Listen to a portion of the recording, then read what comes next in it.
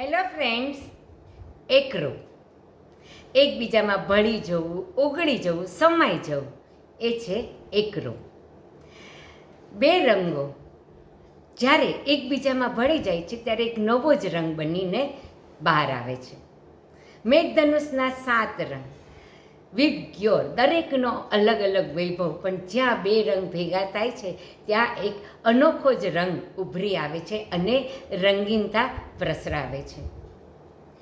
આપણે માનવી એકબીજામાં કેમ ભળી નથી શકતા? ક્યારેક આપણે ઇનસોલ્યુબલ કેમ બની જઈએ છીએ? પણ જ્યારે આપણે એકબીજામાં ભળી જઈશું, એકબીજાના સ્વપ્ન, એકબીજાની ઈચ્છા અને એકબીજાની વિચારોને આપણે જ્યારે સ્વીકારશું ત્યારે આપણો સંબંધ અને આપણું જીવન ખૂબ પ્રસન્ન બનશે. હવે આપણે ઇનસોલ્યુબલ કેમ બનીએ છીએ? કારણ કે દરેક વ્યક્તિને આપણે ગમતી જ હોય એવું નથી હોતું. કોઈક વ્યક્તિ અણગમતી હોય છે, કોઈક વ્યક્તિ ગમતી હોય છે. હવે એક જ વ્યક્તિની વાત લ્યો તો ઘણાને એ ગમતી હોય છે ને અમુકને એ નહીં ગમતી હોય. શા માટે આવું શું કામ બને છે? તો એની માટે 3 વાત છે. પહેલી વાત કે જો વ્યક્તિ તમારું માને તો એ તમારી ગમતી, નહીં તો અણગમતી. સામેની વ્યક્તિ તમારી અપેક્ષા મુજબનું વર્તન અને કાર્ય કરે તો એ ગમતી, નહીં તો એ અણગમતી. અને ત્રીજી વાત છે કે તમારા વિચાર મુજબ જો એ તમારાથી ઉતરતી હોય તો એ તમને ગમતી અને તમારાથી ઉપર હોય તો એ તમને અણગમતી. આ એક આપણી મેન્ટાલિટી છે. શા માટે?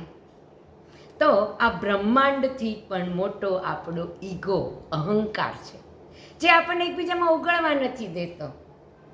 આપણામાં ઈર્ષા ભાવ આપે છે અને જેથી કરીને આપણે ઇનસોલ્યુબલ બની જઈએ છીએ કે એકબીજાની સાથે ઓગળી અને સમાઈ નથી શકતા. અનાદિકાળમાં લઈ જાઓ, અનાદિકાળની વાત કે જ્યાં માનવી ટોળામાં જીવતો હતો, તો એક ટાપુ પર આવા 2 ટોળા હતા.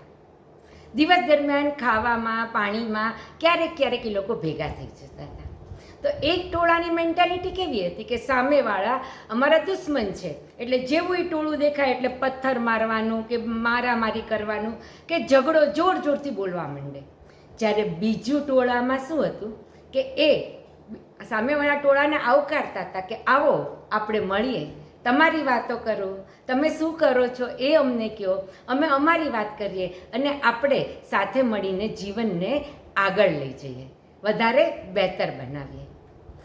તો આ વસ્તુ છે કે જે આપણને સોલ્યુબલ બનાવવા માટે લઈ જાય છે.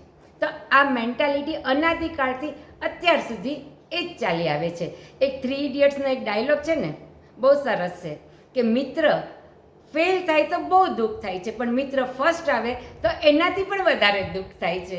તો મિત્રો, આપણે સોલ્યુબલ બનવું હોય તો શું કરવું જોઈએ?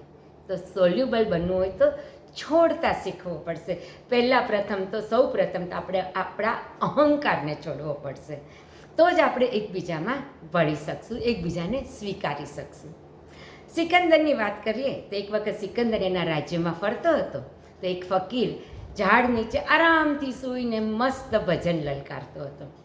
બહુ જ સરસ લાગ્યું એટલે સિકંદર પ્રસન્ન થઈ ગયો, એની પાસે ગયો કે ફકીર બાબા, તમે માગો, તમે જે માગો એ હું તમને આપું. મને તમને જોઈને બહુ જ આનંદ થયો. તો ફકીર બાબાએ કીધું કે આભાર રાજન, પણ મને કંઈ જ નથી જોઈતું, હું બહુ ખુશ છું, મને બહુ જ સંતોષ છે. ત્યારે સિકંદરે કીધું કે હું ભગવાનને પ્રાર્થના કરું છું કે આવતા જન્મમાં મને ફકીર જ બનાવે. તો ફકીર કહે, તો આવતા જન્મની શા માટે રાહ જોવી? આ જન્મમાં કેમ નહીં? આવી જા તું મારી પાસે, મારી સાથે, અને નિજાનંદને.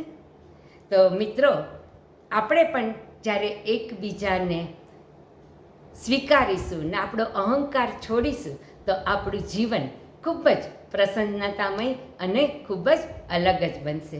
એક બહુ સરસ વાત છે कि तेरा मेरा करके एक दिन चले जाना है, जो कमाया वो सब यही रह जाना है, कुछ अच्छे कर्म कर ले वही तेरे साथ आना है, रोने से तो आंसू भी पराये हो जाते हैं, लेकिन मुस्कुराने से पराये भी अपने हो जाते हैं.